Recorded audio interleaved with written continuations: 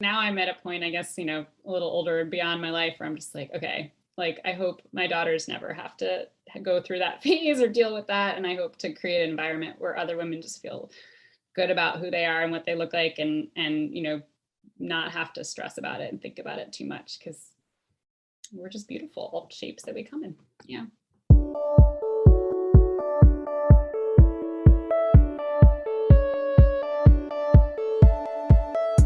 So you want to make an impact. You're thinking about starting a business, sharing your voice.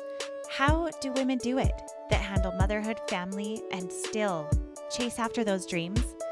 Well, listen each week as we dive into the stories of women who know. This is Call Me CEO.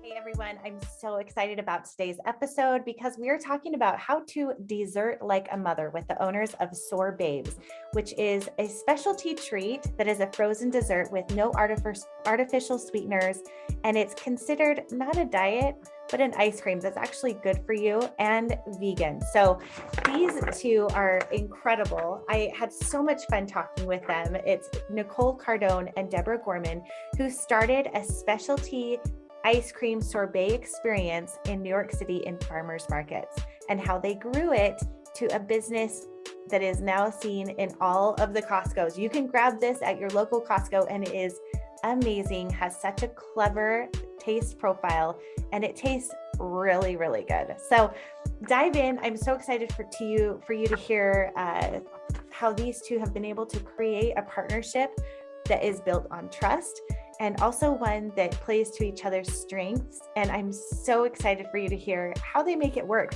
even being bi-coastal. Let's dive in. Welcome everyone to another episode of Call Me CEO. I am your host, Camille Walker, and I'm so excited today because we get to talk to a pair of lovely ladies that are the co-owners of SorBabes, which I think partnerships are so unique and take really special people to make them work. So today we're talking with Nicole Cardone and Deborah Gorman. And the thing about SorBabes that I love is that it's a product that is designed to help women especially enjoy the beautiful process of enjoying something sweet and something that's actually good for our bodies with natural sugars. It's vegan, dairy-free, and contains nutrients that your body actually needs and wants. So thank you so much for creating a product where we can feel good about our bodies and enjoy eating something wonderful. So Deborah and Nicole, welcome to the show. Thank you for being here. Thanks for having us. We're so excited to be able to talk with you today. Yeah. So Nicole, let's start with you. I know that you had grown up in Alaska, which what part of Alaska? I'm curious because I have family that lives there.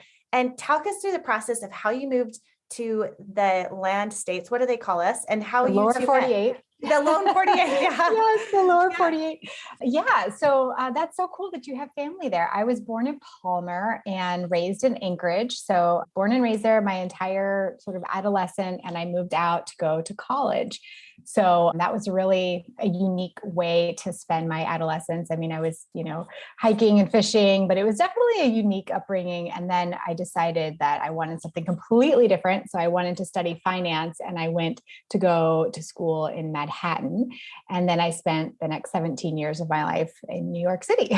So it was quite a switch for me, but I like that. I'm an extremist. I think I enjoy, putting myself outside of my comfort zone, which is maybe why I started a business. So yeah, that's a little bit of my story. It definitely sounds like you went from one wilderness to another. I mean, because Alaska is crazy. There's moose, bears. My cousin tells me her kids have to wear like bells as they walk to school just to keep them safe from she said the moose is what they're more afraid of than the bears, is just, announcing their presence and they're fine. But man, going into Manhattan, was that a huge culture shock for you? It was. I mean, but I wanted that. I was craving. I felt so secluded from the rest of the world. The lower 48 all seemed so exciting. If I met someone from a big city like Chicago or LA, I would just be like, oh, you're so cool. You're from a big city. And I just really craved that. And it was interesting because when I went to New York, I felt immediately at home. The vibe, the energy. I'm a type A. I have a ton of energy. And I just think that city allowed me to express myself the way that I always really wanted to. So it was the perfect fit for me. Oh, that's fascinating. So Deborah, tell us how you come in, a little bit about your background, how you got together and how this happened, where you merged your stories. Yeah. So I started off in New York City, so quite different from Nicole, which it's funny because I sometimes like forget that Nicole grew up in Alaska because it just seems like she's not the person you'd expect to have grown up in Alaska. Like she's so cosmopolitan, like fashionable. It's like, yeah, it's funny that you say, yeah, the energy of New York just fit you perfectly because that does make sense. I grew up in New York City. I always loved food. My grandmother taught me to cook. So I was always growing. I like spent my days in the kitchen, like testing recipes instead of like playing video games or watching TV. Like that was my happy space. I went to college for art and then moved to the Midwest. And then I always knew I wanted to cook. So it took me I had like a roundabout way to get to cooking, but I ended up working in fine dining restaurants for many years, and which brought me to being a private chef in the Hamptons in the summers. And I kind of knew at that point I wanted to run my own business. Like I knew working in restaurants. I loved working in restaurants. It was really fun, but I was at a point in my life and career where I was like, okay, this is a hard, to be a mom and to be a chef, it's really difficult. And so I was kind of like, I didn't even know if that was my path, but I really wanted my weekends and nights and go to parties again. And I just didn't have all that because I was always working. And so the summer that I worked in the Hamptons, I became very friendly with the house manager of the house because I was living in with a family, and it was really great. I mean, I made these amazing dinner parties, and it was a dream job for me because I could basically go to the farmers markets, collect all the most amazing produce that was grown locally, and make these incredible dinners for people that were just, they really appreciate it and they love the food. So that was super fun. And, but I knew something it wasn't forever. It was kind of like a fun gig for a bit. The house manager in the house was Nicole's mother-in-law. So she actually match made us, we say, because she was like, oh, you have to meet Nicole. Like you two are so similar. Nicole's working on this business. She needs a chef. She needs help. So when I got a call from Nicole being like, hey, can you help me with some recipes for this new brand? I had worked in restaurants making sorbet, and I had background in that. And I loved it. And it was always fun to make ice cream and dessert. And so the two of us started working together, and soon enough, we just realized we're like, let's do this. Like we can, the two of us together, we have different backgrounds, different skill sets, yet we have a very similar mentality when it comes to working, and our drive was really similar. So that really made it easy to start a partnership together. Oh, that's so fascinating. So Nicole, with your starting this business, where did that idea come from before you were connected with Deborah? Yeah. So I had always loved food. I've been a big food person, and I'm especially into dessert. I have a big sweet tooth. And I also love going to the farmer's market and getting creative. And I was working in finance at the time. And so I would go to the farmer's market on the weekends, and I got into making fresh homemade sorbets. And I have my one example that I remember that was just outstanding was I had gotten these overripe peaches, a whole bag of them because they couldn't, take them at the end of the day. So I got a great deal, and I made all this fresh, sweet, tree ripened peach sorbet. And then I made a homemade cinnamon streusel, and I mixed it in, and it was almost like frozen peach cobbler. And it was so delicious. It reminded me of a Ben and Jerry's, and I was a big Ben and Jerry's girl. So I was like, wow, this is great. And I shared it with all my friends. And then one day I was craving that, and I couldn't make it. So I went to the store looking, surely there's something nothing was anywhere near what I was making at home. And I was like, this is weird. I mean, all I could find was lemon, raspberry, and mango. And they were just super hard, sort of overly sweet, very one-dimensional. And I thought, this is weird because so many innovations have been happening in frozen desserts, and there's coconut ice creams, and there's artisanal ice creams, and there's all these different froyo, but sorbet had always remained the same. During the Great Recession, when the market crashed, I was in finance, and after a few years, everybody was out of work in my industry, and you just couldn't find anything. And I thought, you know what, maybe this is a sign. Maybe it's time for me to start my own business. And so I had this idea, but I knew that I wasn't going to be able to do it on my own, which is where being introduced to Deborah was just the perfect timing, the perfect fit. And we really got lucky because, you hear so many horror stories with partnerships, and, we really didn't know each other before we got into business together. So, it could have gone really wrong, but fortunately it didn't. It was, the best thing that ever happened, I think. Well, that's great. That's fantastic. I actually was in the mortgage business in 2008 as well. That was the year my oldest was born. And so, the ownership of the bank I was working for switched hands, I think 4 times or something. So I understand that pain of okay, time to move on to something new. And I think that that's what's so fascinating about those times of our lives in both cases for us at that time. And then also recently for everyone as well with the pandemic, that these times of recession or hardship or, something totally flipping your life upside down really opens up doors for opportunity if you allow it. So what was it when you two met where you thought, yeah, this is going to work? Like, how long did it take for you to figure that out? Not very long. Yeah. I mean, it was pretty fun. I mean, we were like, at the time, it was really fun. Like, we weren't like doing anything super, like, we were like, okay, let's go to the farmer's market. Let's make a bunch of sorbet and sell it. We're like, okay, that was like, not like we're taking a huge like leap of faith into something. We're like, all right, let's just try doing this. So it was like, we kind of started small in that way, but it was a lot of work. Like, setting up a farmer's market, getting into farmer's markets, figuring out getting press, figuring out how to like, make all this stuff when you're living in, I wasn't even living in New York actually at the time. And Nicole was, and I was working full time actually. And then I'd come home on my days off, make all the sorbet for the week. And then, then we would sell it at the farmers markets on the weekends, and Nicole would come out and work on the farmers. It was just like, it was kind of crazy that first year, but we both just like went all in, like we just did it. And I think after that year, we kind of both were like, all right, like we saw some great feedback, and we heard great feedback and saw people really responding to what we were doing. And then it was kind of like, we just like kept taking other steps, and I think that's where at the time it didn't feel like we didn't. And I kind of knew, like when I met Nicole, I was like, it's soon after like us working together. And I was like, I hope SorBabes is our big success story. But like, I kind of knew more that we as a partnership could figure anything out, like from how we dealt with every issue, how we would tackle stuff, how we talked about situations, how like both of our mindsets. So I kind of knew whatever we would at some point pretty early on. I remember thinking like, we can do anything. Like we just like between the two of us, we could figure this all out. And I still feel like that today. And like, it's just, yes. And also being a mother, like, I think that we weren't mothers at the time, like that also happened along the way. So when we started, actually Nicole had her first right before we started SorBabes. And then she had two more soon after, but I wasn't a mother until like after Nicole had her first 3 kids. So we kind of like took turns having kids. And I think that also helped too, because it was like, you always have you have a partner to like rely on for when you needed to step away for a bit or couldn't be, either just because of hormones or because of, not sleeping for 5 days in a row, like those type of moments, like to have someone to back you up was really, that was really helpful. I mean, partnerships, we always say we don't know how people do it that don't have a partner, because I can't imagine, like, there's so many things that come up and you're just like, I need someone to like talk about, like process this with. And as much as you have your husbands or partners or people in your life, like there's something they're not fully in it and don't get the details of everything that's going on in the business to really help you give advice, like get to the problems. I think get to the bottom of the problem. So I think that we just feel really lucky that we have like someone to bounce ideas off of and be there for each other when we need it. It's a blessing. Mm-hmm. I love that so much. And what's fascinating to me too is have the two of you ever lived in the same state, or have you always been doing this in different places?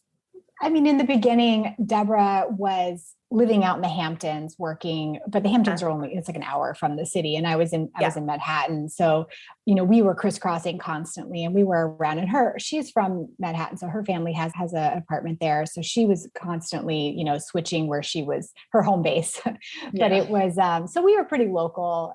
It wasn't until the business really got off the ground much, much more before she ultimately moved out to Los Angeles. And I stayed in New York for a while after. Okay.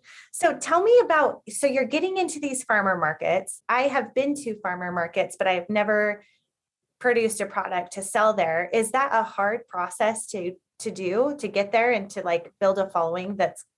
I'm sure you developed a cult following, because as you're describing that peach dessert, I'm like, oh, that sounds incredible. Like, tell me about that process. Yeah, I mean, I think that it is definitely a challenge because the farmers markets, a lot of times the communities are very closely protecting their community, right? So if you can't be local everywhere, so they only want really hyper local people. You had to sort of go through the motions and prove that, and you had to sort of go to a committee and they had to approve of you and your product. And if there's another ice cream there, well, they wouldn't want competition. So you really don't don't have a lot of options always. But I think the harder part was just trying to execute this in New York City. So nobody has cars. We're dealing with a frozen product that is deep frozen. You need dry ice, you need transportation, you need huge coolers. The logistics around, we used to rent out the back of an ice cream kitchen in Brooklyn. And it was like the red eye shift. And that's actually how we got our name. So we would go in at I think we'd come in at 11 o'clock or midnight, and we'd work until 5 a.m. And we would produce our ice cream there, the sorbet. And when we would come in at night, the ice cream guys would be closing up and they would say, oh, the SorBabes are here. And that was kind of we're like, oh, that's cute. So that's kind of where the name started. But just having the logistical strategy around how do you actually do this in New York City? How do you get from Brooklyn with your frozen desserts all the way back into Midtown Manhattan, and then from there 2 different farmers markets in the region? It was, we were putting huge tents in the backs of yellow taxis. This is before Uber, right? So this is we'd have a yellow cab. We'd be running with all of our supplies down the street, trying to hail a cab in the rain or the 500-degree weather in the middle of the city. So it was definitely a fiasco. I think, farmers markets are great, but they can be a lot more work than meets the eye. And also Nicole was pregnant at this time too. Yes. So she was pregnant, we were, and then I remember one day I threw my back out. So Nicole was lifting the coolers pregnant because I literally couldn't move. And it was just, and then there was days I remember trying to get to her tiny apartment, we would store our cooler, our giant cooler that had all the sorbet in it, huge chest cooler, and it doubled as her kids' changing pad, changing table. It was a huge 6-foot cooler, and I would just put a pad on top of it, put my kid on top, and That's awesome. Because it was it took up the entire room. And I remember we couldn't even get we had a little push cart, and we couldn't get the spokes, but it was the little bolts that goes on the side of them. They stuck out a little too far, so you couldn't get it through the doorway. And this thing weighed 200 pounds. So you'd have to lift it up and turn it to the side. And oh my gosh, it was so ridiculous. I hope you got your security deposit back in that apartment. Cause I don't know, it was did some good wall scratching there. I remember that feeling terrible. Yeah. Just things you just don't think about the logistics of how hard it is to do something like this. It's the devil's in the details. There's 2 parts of that I think are really interesting, because I think what a great place to start. New York City is the birth of innovation. And, I could see massive success taking place there because just your access to people. But then on the flip side, how hard is that to freaking get a big freezer into taxi cabs and no one has cars? And that sounds like a logistical nightmare. So kudos to you two for pushing through that, because that sounds so difficult. So what was it in that transition of, running these coolers around, getting to these farmer markets, where you started to level it up into a place where you're oh, we're figuring out a system? What was it that helped you in that growth pattern? I think so. The way that we divide and conquer is I do the sales and some of the more of the business sort of financial stuff because of my background, and Deborah does the manufacturing, the R&D. She handles that. And so I think really when we went from manufacturing ourselves and hand packing in glass mason jars to actually working with a manufacturer, an actual proper manufacturer that could co-pack our product. And I have a picture of Deborah in front of our very first pallet. I think it was 200 cases or something. It was a really short pallet. Usually pallets are way higher. 90 inches. But this pallet's a little cute pallet. We're so proud. And I took a picture and I was after the picture, I remember looking at her being are we ever going to sell all of this? This is so much, It's so funny to think. And now we sell truckloads at a time. So there's 24 full big pallets that go on a truckload. So at the time, looking back, it's oh, that was so cute. Yeah. It was a precious moment where we had no idea, how far we were going to actually take it. So yeah. So you were packaging them in glass jars, and then how did it transition into a handheld bar from mixed sorbet? What was that? There was a big journey. So Okay, so first we really wanted it to be unique and special. And like we were selling at farmers market. So we kind of were like modeling it after like a homemade jam. And that was sort of more the experience, like very artisanal experience that we were selling. And it was expensive because to make the small batch sorbet that we were making out of fresh fruit from the farmers market and making really unique flavors and all that was, I think they were about like at the time, $12 a pint, which at the time felt really expensive, but we were also in the Hamptons and people were just like buying 5 pints at a time and it was great. So that's where we started. And then as we realized like the glass was not sustainable, like we thought, oh yeah, we could scale up with this. Like there were so many reasons, like logistics and frozen and glass just don't really go well together. There's so much danger also of like fragments and people's, there's just not going to work out. Right. And unfortunately we had to move on past that. And the thing about packaging is so tricky. Like it is one of the, like if you're starting with a new product, like, I mean, we both care so much about the environment and care about our impact and sustainability. And so, figuring out a package that we could use that was good for frozen was so difficult. And, so we started out, we had a plastic container that was recyclable, that was clear. So you could see it was really important for us to see through it. And so that we used for many years. And ultimately so that was in markets and we grew with that product. We were up into about 5,000 stores or more, Nicole, right, in 2019. And at some point, and then in 2020, we knew we liked pints, but pints are not like, they're not easy to eat all the time, right? Like you have to get a bowl or you just eat it directly out of the pint and then you eat the whole thing. And then like, there's other products that are out there that are low calorie that don't taste very good that, you could eat the whole pint and not feel too bad about it. But like, that wasn't our product. Like we were making an indulgent, delicious sorbet made with real ingredients and not any alternative sugars, like just real, like whole food. And so we decided that we actually wanted a single serve option. And we went through a bunch of different options. We tried cones and it was really hard to get the cones to stay crispy. We were thinking of a bunch of different things. And ultimately we made some dipped bars. And we really love that because you get those layers of flavor. So all of our sorbets are about like layers of flavor and texture. So when you bite into one of our bars, because they're actually dipped in like a flavored coating and it's like chocolate and white chocolate with different delicious flavors. And there's also crunch mixed in. So there's actually crispy bits that are actually made from puffed quinoa. And so that when you crunch into it, you get that bite of like crunchy, delicious flavor of the chocolate. It melts in your mouth. And then it follows up by the, really delicious sorbet that's either fruit or nut butter, creamy, like caramel, like you get all these layers of flavor. And that to us really delivered on the experience that we wanted for SorBabes of how to taste our product. And it was, a nice package. You just grab it out of the freezer, you eat one, give it to your friend, like less mess, less, we just are so busy. And we also just like to know you can eat something and finish it and it feels good and you don't have to like think about it too much. So that's how the bars kind of came to be. And also when they started selling so much better than the pints. And we were just like, the pints were doing fine, but it wasn't like these just out of the gate just were doing great. And so we just were like, all right, so we focused, and this is a pandemic shift. Unfortunately, we had to let go of our pints because when we were having a hard time getting manufacturing because all the manufacturing plants were either slowed down because they couldn't keep up with either. There's just so many reasons that there was like a bottleneck, and the sales of ice cream, unfortunately for some companies, but not for us, went up like 150%.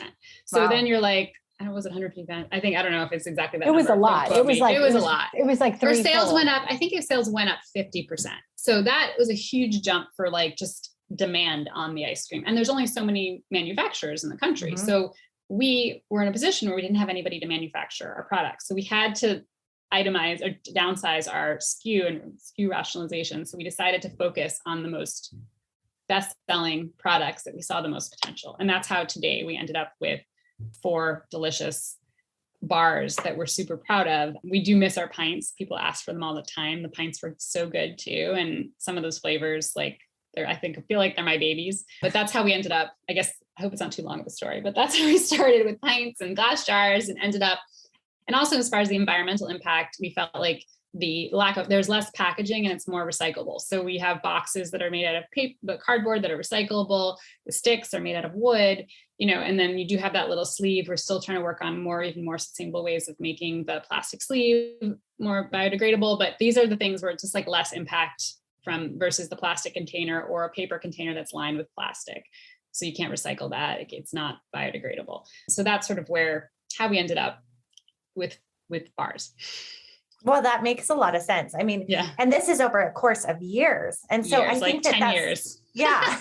I think it's interesting. That's why I love talking to business owners when they've been in business for this long, because it is such a journey of figuring out what works and then reevaluating and saying, okay, what really is doing the best? And sometimes it's having to let go of those things that you really love, like you said, your babies, but knowing in the long term, the success of your business overall is focusing on what is it that the people want and what is the best consumable product, which is awesome. So getting into Costco was a huge landmark for you guys recently. So talk to me about how you got into Costco, and thank goodness you did, because now we all, most of us will have access to it, where here on the West Coast before we didn't. Yeah. No, Costco was great. Oh my gosh, I've been knocking on their door for, I want to say at least 4 years, and like going through the motions and, it's not an easy account to land. And I really have a lot of respect for the way they go to market with their products, because they know their consumer or their customer, their shopper very well. And they don't provide a lot of options. They have a few really good options. It's sort of like if anyone's and I'm a huge Costco shopper. So, with 3 kids, you kind of have to be, but I don't question the items they have on the shelf, because I know if it's there, it's good. Yes. And so it meant a lot to us, just validating as well, like the product that we'd created, when all the buyers were like, wow, this is amazing. This is the best. Like, it was just a great process. And I feel like the way that they go to market's different than retail. So our experience has always been with big, conventional and specialty retailers across the country, but Costco's club and value. So it was a little different with manufacturing, different with ordering, different logistical situations. So it was kind of nice to now have broken through that barrier and know that we can also perform on that level. And so, yeah, it's just been a huge boost for our business. That's so exciting. Is that something with getting into Costco, like, for anyone who's listening, what would you say are the first best steps to take if that's something that you have as a goal to get into Costco? First, I would say, they will not take you if your business is very small, because they don't want to represent more than, I feel like it's 10% of your actual sales, because what they don't want is for them to be responsible for making or breaking your business. Yeah. So again, a lot of respect for Costco and the way that they handle their vendors. So, but they knew that we were a still relatively small brand, and they knew that we had never worked with Costco before. So they kind of held our hand through the process and said, don't worry, don't get a broker. Don't waste your money on a broker. We will help you through this process. Cool. So that was really nice. And I think that, it's not that complicated, but there are a lot of things you can do wrong and really lose your shirt if you're not careful. So I think just having a big open communication with your buyer about your position. Don't be shy or embarrassed that you're small and inexperienced, because they don't expect everybody to be Nestle, and part of the reason why they liked us, I think, is they want to bring in these newer, smaller brands, because they realize that these artisanal products are some of the best tasting products out there. So I don't think that, my biggest advice would just be to be truly honest with your buyer and make sure that they know where you're coming from so they can help. Tell me about the process or the experience of being women-owned business in the field of desserts and ice cream. And are you a minority in that space? Talk to me about that. I feel like we were more so when we started, 10 years ago, mm-hmm. Especially in New York City. It felt like a really masculine heavy industry, just all the distributors and all the, there was a lot of intense energy there too, because New York City is such it's such an expensive market, but expensive, but also could be really profitable if you kind of own it and run it. So there's just all this turf war type of stuff going on in New York City that we experienced a lot of, that we early on would get some comments oh, you girls are too nice for this, or just not really just kind of are you sure you're up for this? This is a tough road. And then for us, that like kind of was just like, yeah, bring it on. Like we were just like, all right, we can take it. Like, come on, we're ready for this. Like nobody's going to scare us. And so I think through the years, like we've worked with a lot of different people, and, I think it's been interesting to kind of like look through it that lens. I mean, I try not to let gender like dictate too much of a scenario, but, I do think we were of the minority. And I think being the SorBabes, like there was always some interesting moments where people didn't really get our name, or we had to be like, no, we're not like, it's not like a sexy thing. It's like, we're just two women making sorbet, and babe is like a term of endearment that we use, like for our husbands, or it's not gender specific.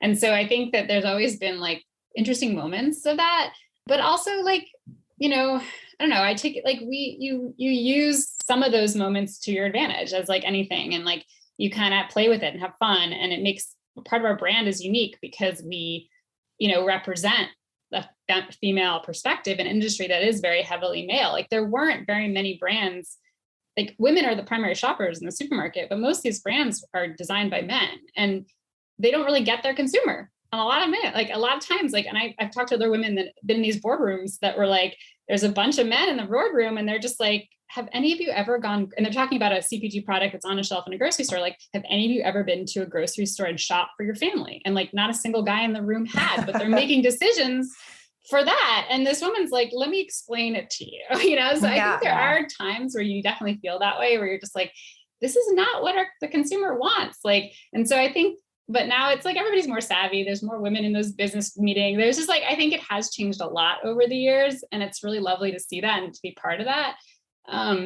But I mean, there's always moments where you're just like, okay, we gotta up the playing field here. So this is a little more fair, and we're not, we're really listening to more feminine perspective when it comes to eating and appreciating food. And I know that's our goal was really to make a product that's for everyone, but being the SorBabes, we've really, focused in on our female consumer and like know kind of what we like to eat and what they sort of are gravitating to. So it's sort of, yeah.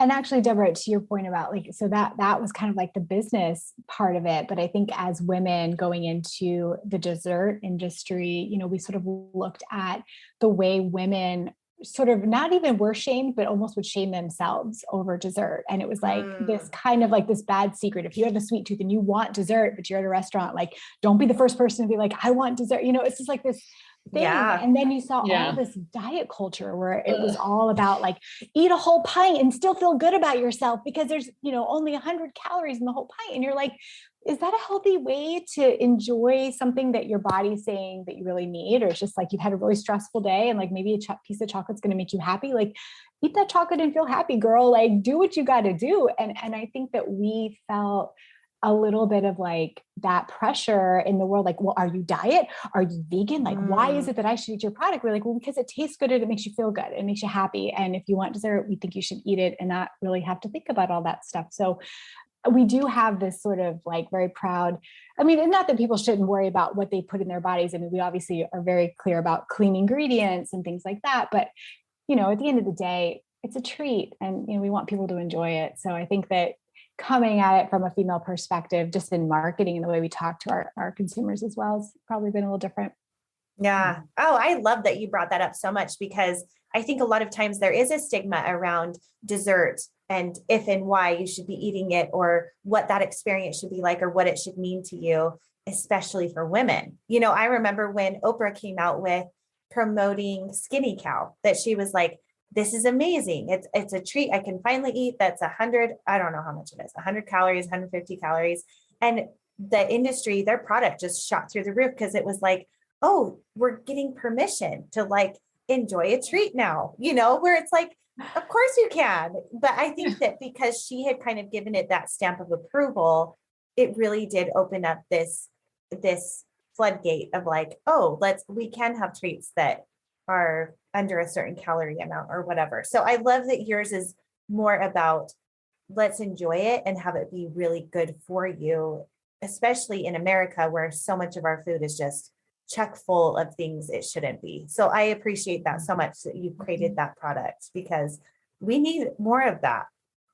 Yeah. And just Yeah. like giving the diet culture just a middle finger. I hate to be crude, but like, it's just like, Yeah. like we're done with that. Like that was Yeah. just so the 90s or wherever it started and has probably been going on from, but it's like, they're just basic. I mean, it's just the industry is trying to like, I don't know, it feels like just being controlled by like the stuff that women should just feel good about their bodies and be who they are and enjoy something, respond. Like, it's just, it's so much waste of our time. Like I always think about when I was younger, like all the hours I spent obsessing about what I was eating and like dieting or this or that. And I was like, what other things could I have been doing? Like, there's so many better things I should have been thinking about or like, and using that time, precious time. So like now I'm at a point, I guess, a little older beyond my life where I'm just like, okay, like, I hope my daughters never have to go through that phase or deal with that. And I hope to create an environment where other women just feel good about who they are and what they look like and not have to stress about it and think about it too much because we're just beautiful shapes that we come. We have better things to do with our time. Better things. Absolutely. Oh, I love that. So talk to me about motherhood and being a business owner and partners in separate states. What are some tips and tricks that you have done to like keep your head on straight and keep the business going and helping, having meaningful time with your kids? Tell us the best things that you are each doing. And I know that you're not perfect, but give us the real juice. Like, what do you do? Yeah, it's funny. I feel like Deborah touched on this earlier when she said like we decided, and like maybe unintentionally, but it was like we couldn't be pregnant at the same time. it's like that is just not going to happen. Like you got to be able to balance it out. And I think it actually has continued to work for us in our favor that we had children at different times, not like many years apart, but just at least a year or so, because kids, and as you're a mother, like your kids need different things at different ages. And when they're very young, it's much more physical. There's so much demand that I think it can be really hard to give your all to a business. And then you're very, stressed because part of it too is not only do you have your own guilt because you want to be working for your business, but then you also feel obligated to your partner. Like you don't want to let your partner down, and so it's like, there's a lot of that. And I think for me personally, realizing that like this whole idea of balance is kind of a myth. It's just like an illusion. It's like, oh, there's the balance. Oh, I just passed it. Oh, there's the balance. Oh, there it's gone. Yeah, It's on the other side. And so it's like, it's either more family or it's more work. But what's great is I think that having Deborah, and we've been doing this together now for 10 years, we're pretty much in sync. And like, for the most part, if I'm working a lot, she knows that she maybe can, spend a little time with their family and vice versa. And we sort of give each other a little bit of that give and take. And I wish there was a perfect formula. I wish I could give some words of wisdom to all those mothers out there struggling with it all. But I feel like, it's tough. It really is. Well, also like we've hired really good people recently. And I think that like has made me feel a lot like take a little bit of time and know that like, I think it's hard. I think in the early days and we did everything. Like we really we didn't have money to hire anybody. We didn't that wasn't an option for us. So I think now we're at a point in our business where we can bring on people, like some of them we pay more than ourselves. Like we just, or like, because that's how we need to invest in the business right now. And so, it's like, how do you figure out how to get help in ways where you just know you can't do everything, but also to be available when you need to guide these people and to like be able to delegate and give them the right, give them good guidance so that they can move forward with the business when you're not always available. And I think, and also like I think I mentioned before the time difference between, because we live on different coasts. So sometimes it's hard for me in the morning because I'm like, always like, I'm behind, I'm 3 hours, like I'm running to my desk and like, and I'm not a great morning person. Like Nicole knows this, like I need a little time to like wake up. So like I get to my desk and I'm like, always like, okay, what's going on? What did I miss? Like, there's a little bit of that. But then at the end of the day, I have like 3 hours of quiet time, which is really nice for me because I can just like get the work done that, during the day I've been on calls or just been chatting with the team, and then it's quiet at the afternoon and I can like focus my time. So I think that just like being able to balance your schedule that way and also bring people on that can do the things that you don't really need to be doing all the time is really great. I'm trying to think of also with motherhood, like, I just feel like there's benefits too of owning your business. Like I think about all the time of like, would I rather be working for someone else as a mother or be my own boss as a mother. And I think I go back and forth. I think ultimately it is better for me because of my personality to be working on my own, because I think I would give 150% to someone else. Like I just work, that's where like I'd be always thinking about it anyway.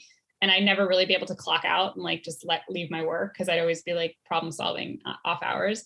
But to know that I can step away and like that I can control my time and say, okay, I'm not going to work for these 4 hours because I need to do something with my kids, or I need to take care of it, or if like a kid's sick, like my husband and I can physically take care of our kid if the kid's sick, and like I'll call Nicole and tell her what's going on, and like she'll cover for me, or some, like we'll figure out I'll do it late at night, just there's a way to do that with our jobs. So that's really helpful. And then there's moments where like, yeah, it would be really great to have like paid leave.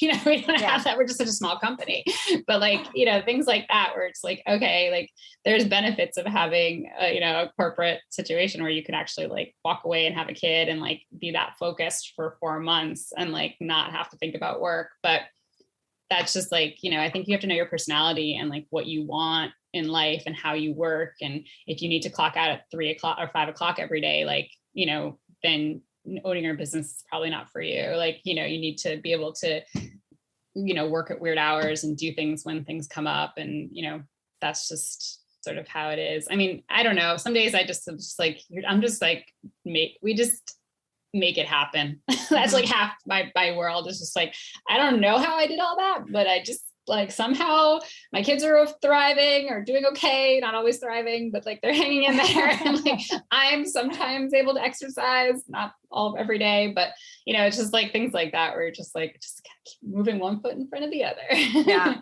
I also think having supportive husbands too. I mean, like they have learned over the years that like they have to deal with our incredible levels of stress and pressure that we put on ourselves. And like sometimes they interject and are like, okay, this needs to calm down and or whatever. Or they like, okay, I see you need your space and I'll take the kids and you just take care of what you. So it's like, you got to have all the support around you too. I agree with that 100%.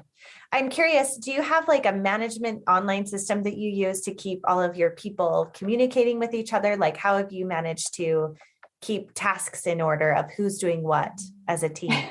So actually it's interesting because when Deborah brought up the team thing, I hadn't really thought about it, but it has been a very unique shift in this past year. We've hired quite a few people and we're used to doing everything on our own. Mm-hmm. So now shifting from I'm doing it to delegating it and managing is a whole different, totally different. Yep. Yeah. And so we have been working with different, like I think we use Slack, definitely like Google Docs. Well, I feel like Dropbox, even though Dropbox is like not, but we just like send each other documents all the time through that. Yeah. And so that's been helpful. We've, Nicole and I have been like, I feel like we're a little bit dinosaurs because like, we've like, one of our team members keeps trying to get us to use like, she's like, let's use this new program. Let's try this one. I'm always like, okay. And like, I end up texting her.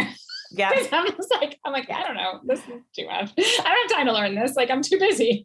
So I think it's just really funny. Like I haven't gotten into Slack per se, or like, I don't know, Mondays. I don't know, there's a bunch of them. They're all like, people say great things about them. I just feel like maybe as we grow, Nicole, we do need to focus on getting like one program that we like stick with. Yeah. I mean, I think right now we have a team of 6 and not everybody is full-time. So it's a little easier to manage, but I do think as we grow beyond that, we're going to need something more consistent. So yeah. Yeah. Well, I think that's fantastic because as you're growing, those are things that you figure out. And honestly, I've found that if I find someone that can manage that like system for me, even if I'm like messaging them, they then take that and put that into the system. Okay. Where like, as you're learning how to use that as a team leader, it takes some time. And then having someone who, their brain works in that way more than yours does, which is certainly the case for me, then you can get into using a system and into a flow where you can kind of trust that as a main hub for everyone else, since they're not like right in your business in your head. So that's so cool. And I think that it's so awesome that the two of you have found a way to connect and work with each other and really play to each other's strengths. What would you say as advice for someone going into a partnership, how to communicate in a way that's effective for you to grow a business together? I honestly, it's so interesting that you asked this because I do think that one of the reasons why Deborah and I are so effective at problem solving is I think that we really trust each other's opinion. So I may come in like I know like, this is what I want to do. And she may come in with something totally different. And I'm like, wait, that's not what I want. But yet I'm like, wait a minute, if she really wants that, I know she's super smart. I know she's got the same experience as me. She's got a great perspective. Like, let me hear her out, and sometimes she totally convinces me. And I go from being 100% in one position to like, okay, that makes sense. And I switch. So I think that really knowing and trusting your partner, like allowing them the space to change your mind because you trust their opinion, I think is really important. I love that. Yeah, that's really, and it's funny too, because like a lot of times we'll like, and like we have such good like debate conversations. Like there's never like an argument. I don't know if we've ever like had like a really like we disagree on, and if we ever did, we know we have people to call like to kind of like help us figure it out kind of situation. So I always feel like I never worry about that. That's never a worry. And I think a lot of times, like if we come into these conversations, we're like, what, I think we should do this. I think we should do that. Like a lot of times we just like listen, like the person that's like really has more, like we kind of just like go through like pros and cons, maybe not that officially, but like go through it and like think about all the reasons, we talk about it. And usually we agree at the end. Like there's very few times where we don't agree on something, which is like, I think it means that we feel like, okay, we've come to a good conclusion. We know what to do. We're moving forward. And I think that, well, to go even back further to that before you start a partnership with someone, I think to really look for someone who's got different skill sets than your own. Like when I met Nicole, she was like she's a finance person.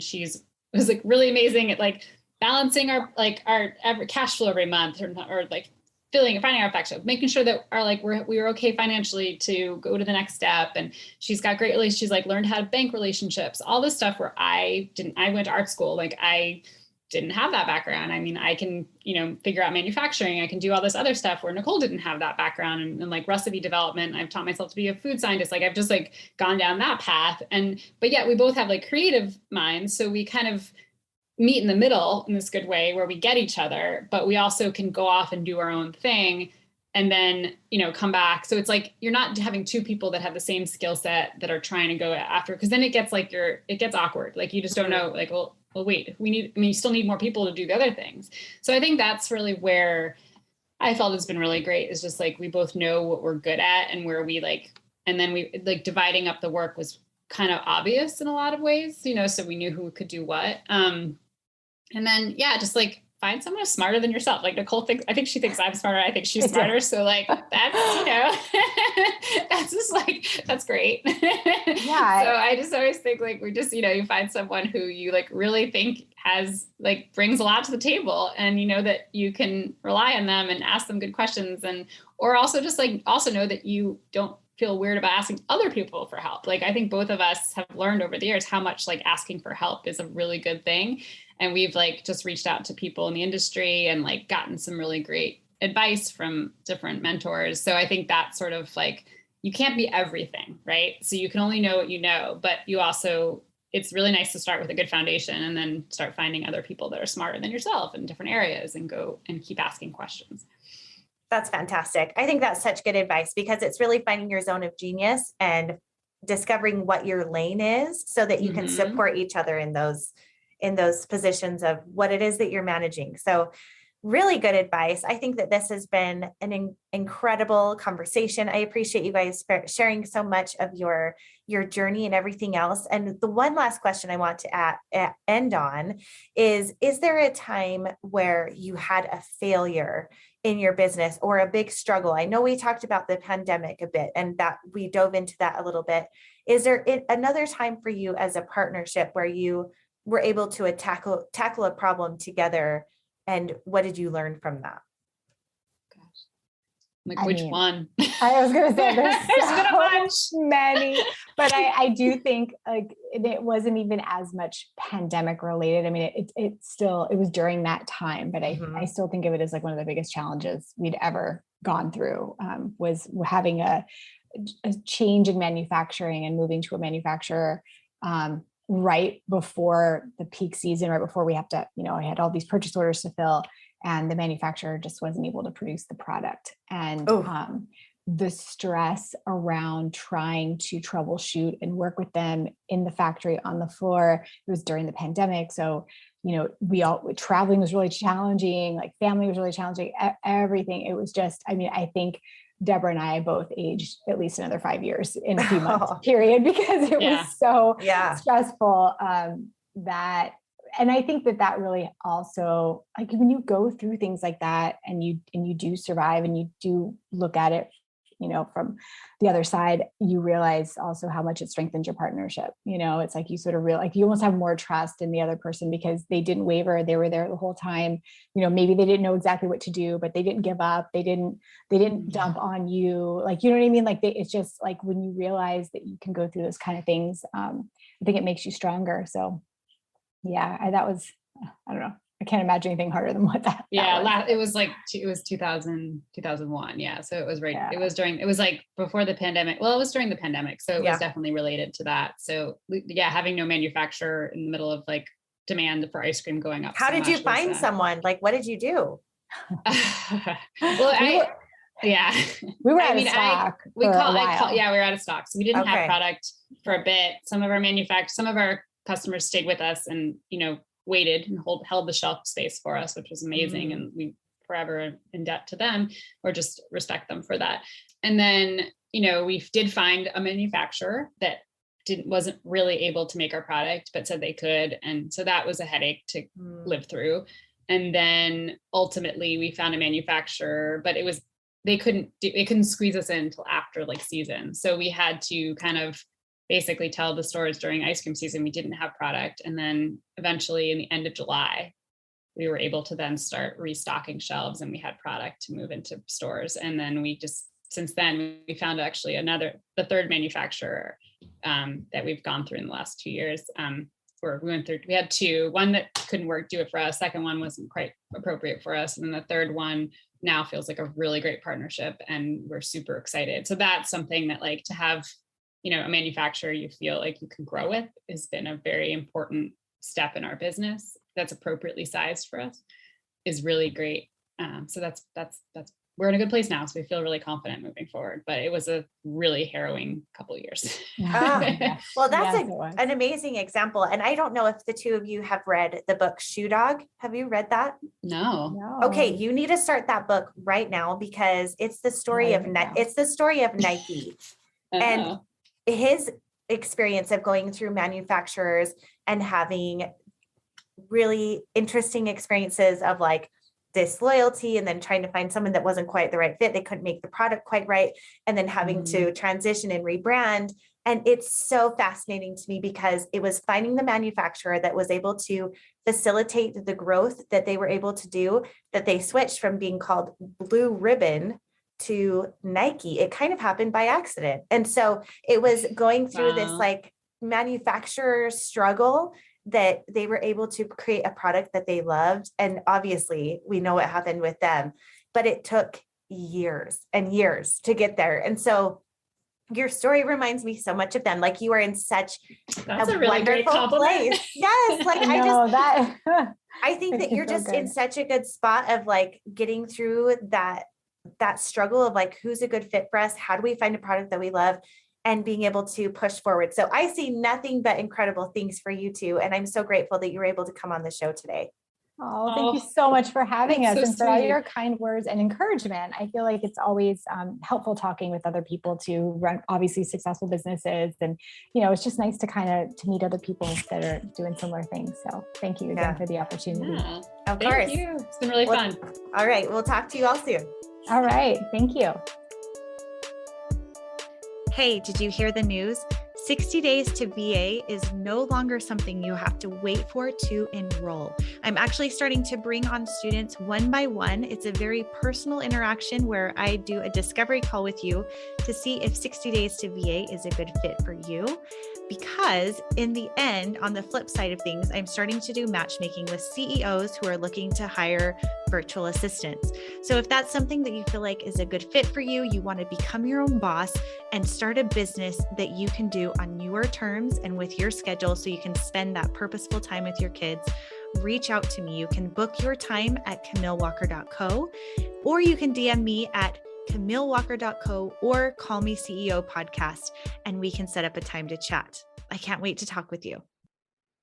Thank you so much for joining today's episode. And if you are interested in trying some sorbet, there is a discount code in the detailed notes below. So make sure to grab that, or you can grab SorBabes at your local Costco. If you have enjoyed this episode, please share it with a friend or on social media. Every share or review helps. And I would love it if you followed along. Feel free to message me on Instagram at Call Me CEO Podcast or at CamilleWalker.co.